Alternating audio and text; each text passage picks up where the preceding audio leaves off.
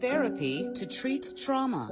I was not in a good place. I was doing twice-a-week therapy. For patients in search of healing. I was probably like in my 20s where I realized I needed to do something more. Christine Schold, a Cuyahoga Falls mom of two, turned to EMDR therapy used to help your brain process and remedy traumatic memories. Probably within like 2 to 3 months, I felt like I had a whole different, I felt like I had Batman's tool belt. It was really cool. It can be very intense.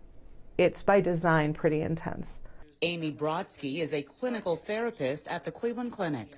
There are people who have had long-standing adversities in their life, some of which might be sexual abuse or emotional abuse.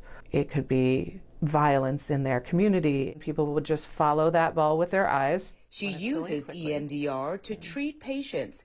It's short for eye movement desensitization and reprocessing. EMDR taps into the mechanism in our brain that is built in to help us adapt and process bad things that happen to us. It works using rapid eye movements or tappers patients hold to help start the process. Then, with the guidance of their therapist, patients recall past trauma and work towards lessening its pain in the present. It helps turn on your whole brain so a lot of information can move quickly.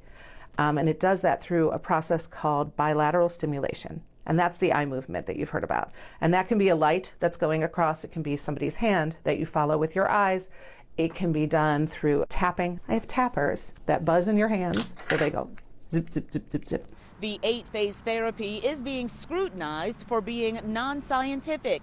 However, it is gaining popularity nationwide, perhaps because of celebrities sharing their experiences, according to EMDR International Association. Sandra Bullock has talked about it openly. I think Prince Harry. More likely, its popularity is rooted in the pandemic and the openness to discuss the need for therapy and more people searching for options.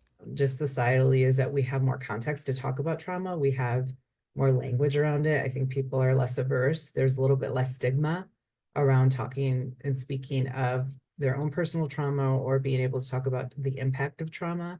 So I think that trauma therapies and trauma-informed therapies are only going to continue to increase and grow. There's research that would show that once starting EMDR, within 3 months, you see movement. So people have the key to their own healing inside them.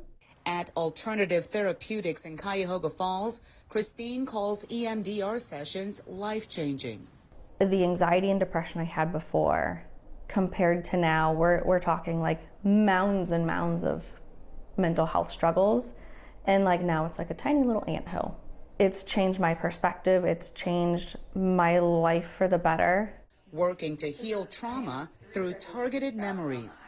In Cleveland, Jennifer Jordan, Fox 8 News.